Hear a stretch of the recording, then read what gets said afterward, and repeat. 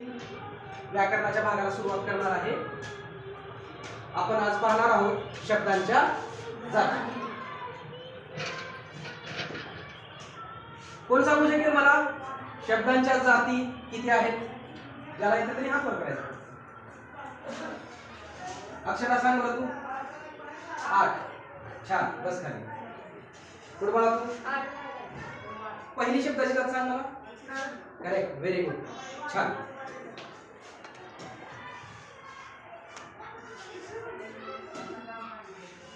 तर एकूण आपल्या शब्दांच्या जाती आहेत 8। तर त्या शब्दांच्या जाती आपण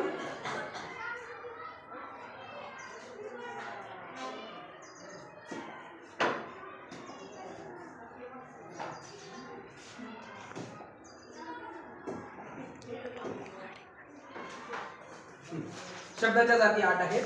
त्यामध्ये पहिली आहे नाम, दुसरी सर्वनाम, विशेषण, क्रियापद, क्रियाविशेषण, शब्दयोगी अव्यय, उभयान्वयी अव्यय आणि केवळ उपयोगी अव्यय। तर या सगळ्या आपण एकदाच घेणार का?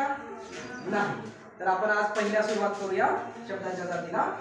पहिला आहे आपलं नाम। नामाची व्याख्या आपल्या समोर। एखादी वस्तू, व्यक्ती किंवा ठिकाण इत्यादीच्या नावाला आपण काय म्हणत असतो? नाम असं म्हणतो। आपल्या सगळ्यांना एक नाव आहे की नाही? आहे ना सगळ्यांना नाव?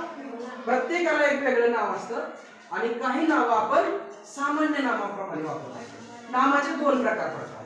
पहिला आहे सामान्य नाम आणि दुसरा आहे विशेष नाम। आता आपल्या वर्गामध्ये मुलं पण आहेत आणि मुली पण आहेत। मी जर म्हणलं मुलगी उठून उभा राहा, कोण उठेल का? नाही उठणार। त्याच्यासाठी मला काय म्हणावं लागेल? वेदिका उठून उभा राहा। आता मुलींमधून कोण उठून उभे राहील? वेदिका। म्हणजे वेदिका हे काय झालं? विशेष नाम। जी मुलींना सूचना दिली, पण मुलींमध्ये एका विशेष मुलीला सूचना दिली, म्हणजे त्या मुलीचं नाव म्हणजे काय झालं? ते विशेष नाम। पण जर मी म्हणलं मुलगी तर ते सामान्य। तसंच मुलांमध्ये मी म्हणलं राम, विशेष नाम, बरोबर। मुलगा म्हटलं तर सामान्य नाम। त्याचप्रमाणे आपण नद्या म्हणतो, नदी, तर नदी हे नाव काय आहे? सामान्य नाम आहे। पण मी म्हणलं गंगा, गंगा नदी हे विशेष नाम झालं, बरोबर। तर या प्रकारे आपण सामान्य नाम आणि विशेष नाम बघत असतो। विशेष नामामध्ये आपण अमर, सीता, गंगा, हिमालय या प्रकारचा उल्लेख करू शकतो आणि सामान्य नाम मुलगा, मुलगी, नदी आणि पर्वत। दुसरा प्रकार जो आहे आपला सर्वनाम।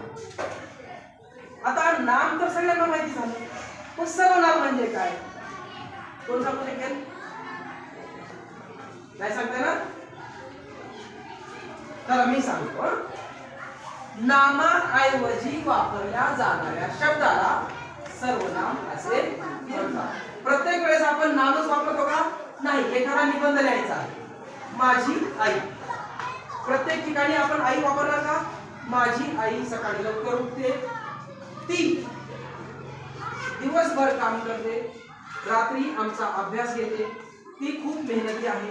म्हणजे आपण आई हा शब्दाचा पुनरुच्चार न करता आई ऐवजी आपण ती हा सर्वनाम म्हणून वापरतो, बरोबर। म्हणजे नामाच्या ऐवजी वापरला जाणारा शब्द म्हणजे सर्वनाम। उदाहरणादाखल आपण सांगू शकतो तो, ती, ते, तिला, त्याला, जो, त्याचा इत्यादी। समजलं सगळ्यांना? बाकीचा जो भाग आहे तो आपण पुढच्या तासामध्ये